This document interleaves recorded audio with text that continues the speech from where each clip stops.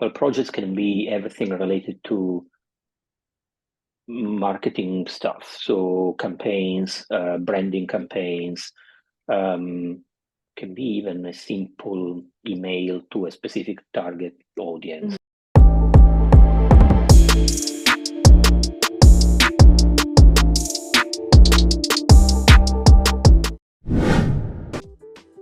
Hello, good afternoon, good morning, good evening, wherever you're listening from. Today we have an interview with Mr. Giuseppe. If you'd like to introduce yourself. Yeah, thank you. My name is Giuseppe, as you mentioned. I'm Italian. I live in London. I moved to London 10 years ago. And I love doing marketing, which I think is one of the reasons why I'm here, right? Yeah. So as you guys know, what FID is about, it's just a safe space where people kind of share the experiences in their career paths and what they do, just to kind of give us insight and inspiration of, oh, maybe this might be what I want to get into. This is so-and-so's story. I'm now inspired. I want to find out more. Or just to kind of help you define for yourself if this is what you want to do, or maybe you want to explore something else. Yeah, just the kind of spot where we can kind of discuss careers, professionalism, all of this jazz, and just to know what you want as an individual.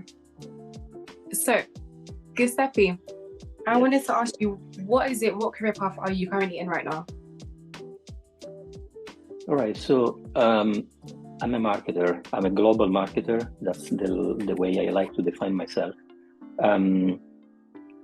Specifically, I work as a vice president for marketing for a startup, which is based in the United States.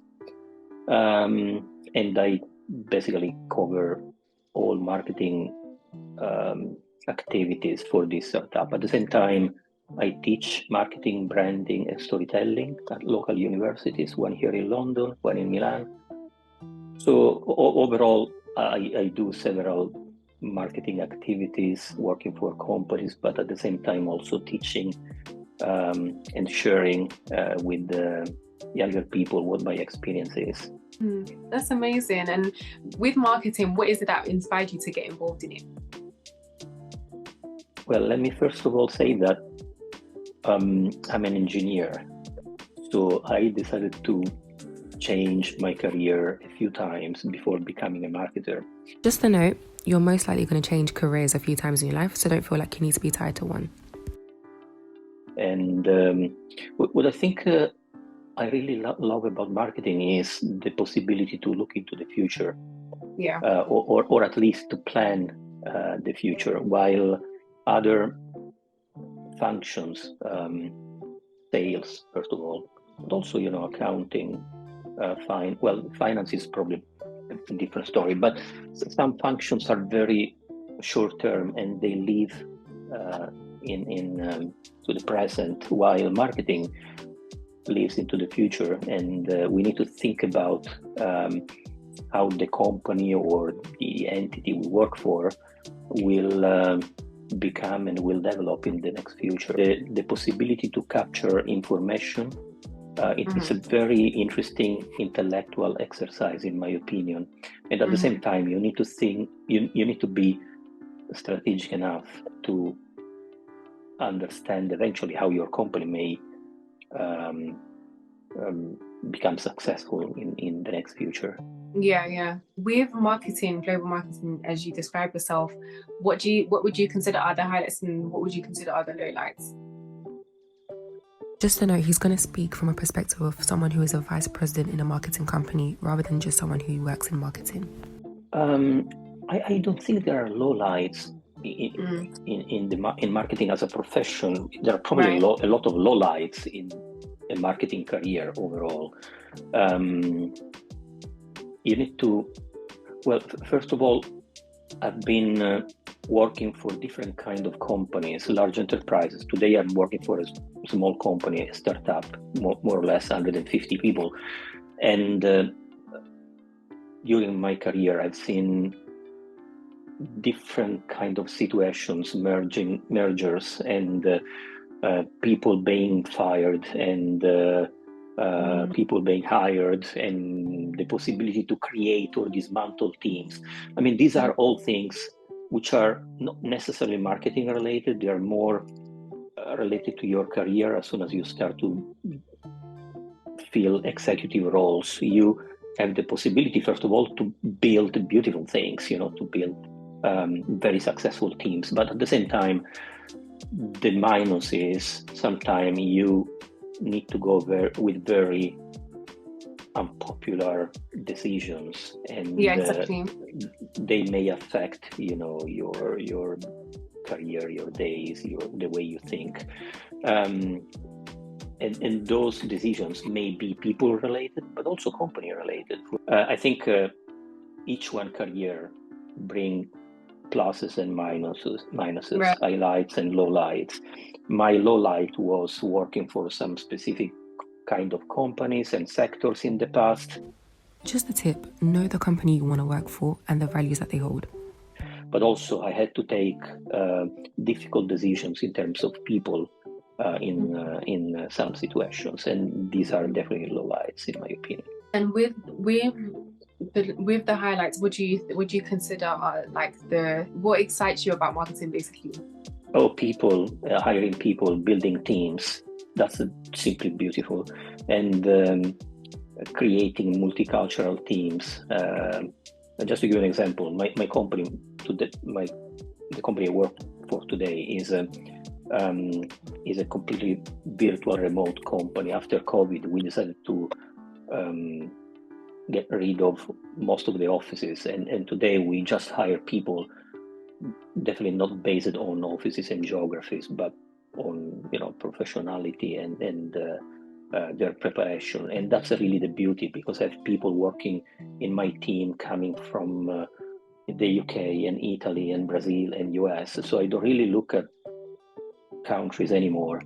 And that's really the beauty, because you just think about the values and the skills that each of the team members can bring to me and to the company, of course. The beauty is hiring people, coaching people, teaching people, and of course learning from them, because otherwise there is no need to hire people in specific positions. You said you were talking about hiring people and yes. Based on professionalism and all these type of things. So what does your day-to-day look like as a global marketer?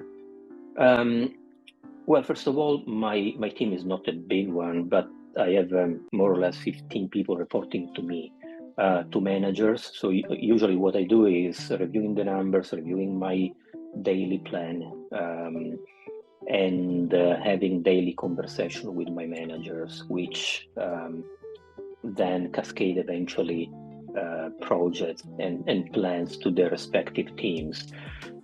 My day is a bit. It's not a common day, for a simple reason. I work with the United States and South America, and I live in London, which means usually my morning is very free of calls and meetings. I have at least 4 hours, sometimes more than 4 hours, completely free. And then, of course, I have to be in meetings, virtual meetings, video meetings, from lunchtime up to dinner, my dinner. So 7, 8 p.m., which is fine, absolutely fine. And then I really use the mornings as I like. Sometimes, again, reviewing daily plans and preparing all the stuff, but sometimes simply enjoying my free time with my dog, or maybe going to the gym, relaxing, thinking. So that's the life of managers living in a country where no other people of the team are. It's time zones, isn't it?